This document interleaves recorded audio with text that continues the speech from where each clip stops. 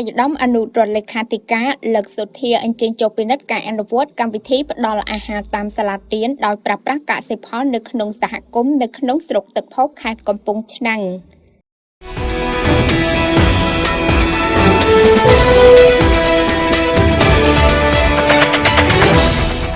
នៅថ្ងៃទី4ខែមីនាឆ្នាំ2025ឯកឧត្តមលើកសុធាអនុរដ្ឋលេខាធិការក្រសួងកសិកម្មរុក្ខាប្រមាញ់និងនេសាទអមដំណើរដោយជនបកគោថ្នាក់ខេត្តនិងមន្ត្រីកសិកម្មឃុំនៅក្នុងស្រុកទឹកផុសបានចុះពិនិត្យការដាំដុះបន្លែរបស់កសិករប៊ុនលឹមនិងកៅទួស្ថិតនៅក្នុងភូមិអាឡែងឃុំចောင်းម៉ោងស្រុកទឹកផុសខេត្តកំពង់ឆ្នាំងកសិករកៅទួបង្ហាញក្តីរីករាយដែលបានដាំបន្លែផ្គត់ផ្គង់សម្រាប់កម្មវិធីផ្ដល់អាហារតាមសាលារៀនចំនួន3នៅក្នុងឃុំនិងបច្ចុប្បន្នមាន7គ្រួសារប៉ុន្តែពួកគាត់មិនទាន់មានជារចនាសម្ព័ន្ធនៅក្នុងក្រមផលិតជាក់លាក់នៅឡើយទេគាត់បានបញ្ជាក់ទៀតថាគាត់បានប្រាក់ចំណូលសម្រាប់គ្រួសារនិងអាចផ្គត់ផ្គង់បន្លែសុវត្ថិភាពដល់កុមារដោយទទួលបានអាហារស្រស់ៗចេញពីស្នាដៃរបស់គាត់បន្លែដែលពួកគាត់ដាំដុះរួមមានសណ្តែកគួរត្រឡាចពេញប៉ោះជាដើមឆ្លៀតនៅក្នុងឱកាសនោះឯកឧត្តមអនុរដ្ឋលេខាធិការបានវិតម្លៃខ្ពស់ពីការចូលរួមរបស់កសិករដើម្បីលើកកម្ពស់អាហារូបត្ថម្ភដល់កុមារនិងបង្កើនជីវភាពរបស់ខ្លួន